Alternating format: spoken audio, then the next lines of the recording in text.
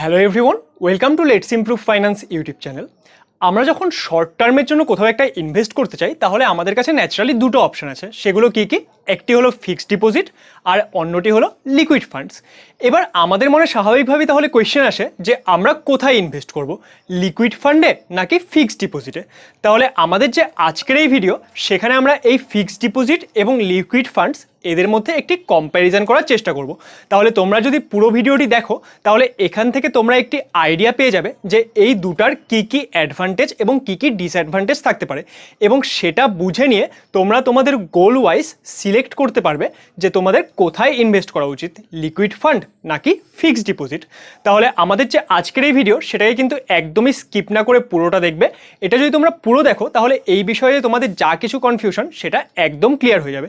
তাহলে চলো আমরা আমাদের আজকের এই ভিডিওটি শুরু করি এবং এই বিষয়টিকে একদম ডিটেইলে বোঝার চেষ্টা করি। তাহলে চলো শুরু করা যাক।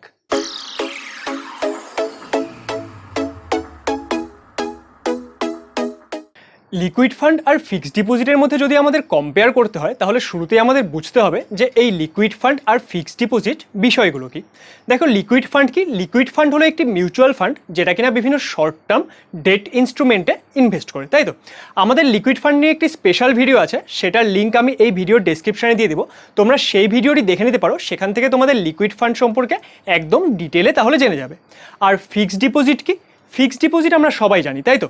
যখন আমরা কোনো একটা ব্যাংকে বা কোনো একটা ইনস্টিটিউশনে একটা পার্টিকুলার টাকা কিছু একটা পার্টিকুলার টাইমের জন্য ইনভেস্ট করে দিই, যেটা কিনা সেই সার্টেন টাইম পর ম্যাচিওর হয়, সেটাকে আমরা কি বলি? সেটাকে আমরা বলি ফিক্সড ডিপোজিট।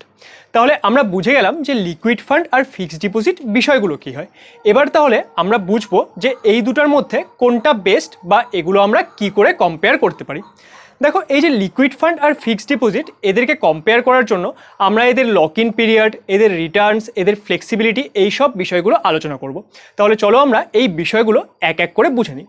ফার্স্ট কি? ফার্স্ট হলো রিটার্ন। দেখো, যখন আমরা কোথাও একটা ইনভেস্ট করছি আমাদের মেইন টার্গেট কি? যে আমরা বেশি রিটার্ন পাবো। তাহলে শুরুতেই আমরা এই রিটার্ন সম্পর্কে বুঝে নিই। আমাদের যে ফিক্সড ডিপোজিট, সেখানে আমরা কত রিটার্ন পাই? সেখানে আমরা naturally 5 to 6% of the return পেয়ে যাই। আর এই যে রিটার্ন, সেটা কিন্তু একটা ফিক্সড রিটার্ন।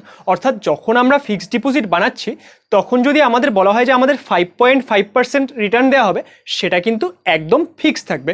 অর্থাৎ যাই হয়ে যাক আমাদেরকে 5.5% রিটার্ন দেওয়া হবেই। একই রকমভাবে আমাদের যে লিকুইড ফান্ড, সেই ক্ষেত্রে রিটার্ন কত? সেই ক্ষেত্রে যে আমাদের রিটার্ন, সেটা প্রায় 7.5 থেকে 9% অবধি ভ্যারি করে।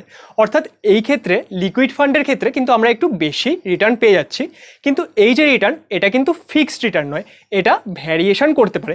মানে এমন কোনো ব্যাপার নেই যে আমরা লিকুইড ফান্ডে ইনভেস্ট করলে 7.5% রিটার্ন পাবোই বা লিকুইড ফান্ডে ইনভেস্ট করলে আমরা 8% রিটার্ন পাবোই। এটা কিন্তু একটু ভ্যারি করতে পারে। তাহলে আমরা যে ফার্স্ট পয়েন্ট, অর্থাৎ আমরা কীরকম রিটার্ন পাচ্ছি, সেটা আমরা বুঝে গেলাম। এবার আমরা চলে আসছি আমাদের সেকেন্ড পয়েন্টে। সেটা কি? সেটা হলো রিস্ক। অর্থাৎ আমরা যখন এই ইনস্ট্রুমেন্টগুলোতে ইনভেস্ট করছি তখন আমাদের কতটা রিস্ক ইনভলভ থাকছে। দেখো, আমাদের যে ফিক্সড ডিপোজিট, সেটা যদি আমরা কোনো একটা বড় ব্যাংকে বা কোনো একটা বড় ইনস্টিটিউশনে তৈরি করি তাহলে সেই ক্ষেত্রে আমাদের যে ইনভেস্টমেন্ট, সেটা কিন্তু একদম জিরো রিস্ক থাকে। কারণ সেই ব্যাংকগুলো কোনোদিন বন্ধ হবে না, অর্থাৎ আমাদের টাকাও কোনোদিনও সেখানে লস হবে না, তাই তো? তারা আমাদের যতটা রিটার্ন প্রমিস করেছে সেটা আমাদের দেবেই।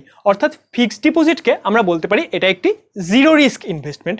কিন্তু সেই ক্ষেত্রে যে আমাদের লিকুইড ফান্ড, সেটা কিন্তু জিরো রিস্ক নয়।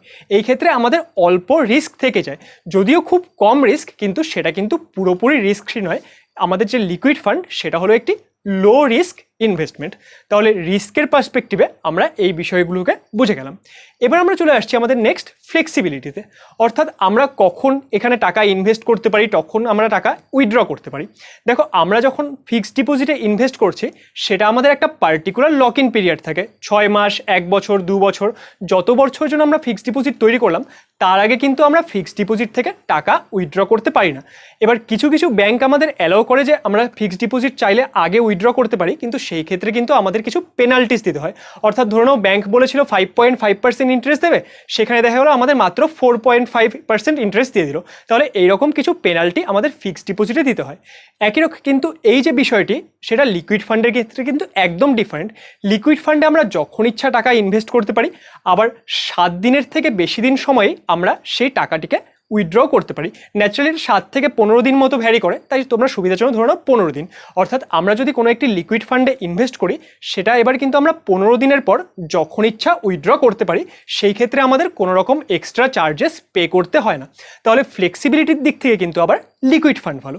তাহলে দেখো, আমাদের যে আজকের এই ভিডিও, সেখানে আমরা লিকুইড ফান্ড এবং ফিক্সড ডিপোজিটের যে আলাদা আলাদা পার্সপেক্টিভ, সেগুলো আলোচনা করার চেষ্টা করলাম। এবার এই বিষয়গুলি যদি তোমরা বুঝে যাও, তোমরা তোমাদের নিজেদের ইনভেস্টমেন্ট গোল অনুযায়ী এবং নিজেদের রিকোয়ারমেন্ট অনুযায়ী এই যে ইনভেস্টমেন্ট, সেটা ফিক্সড ডিপোজিটে করবে না লিকুইড ফান্ডে করবে, সেটা চুজ করতে পারো। যদি আমাদের আজকের এই ভিডিওটি ভালো লাগে, তাহলে ভিডিওটিকে অবশ্যই লাইক করবে। এইরকম আরও অন্যান্য ভিডিওস দেখার জন্য আমাদের চ্যানেল লেটস ইমপ্রুভ ফাইন্যান্সকে অবশ্যই সাবস্ক্রাইব করবে। আর ভিডিওটি যদি তোমাদের খুব ভালো লাগে এবং তোমরা চাও যে তোমাদের বন্ধুরাও এই বিষয়গুলো জানতে পারুক, তাহলে ভিডিওটিকে কিন্তু বন্ধুদের সঙ্গেও শেয়ার করে দেবে। Thank you for watching.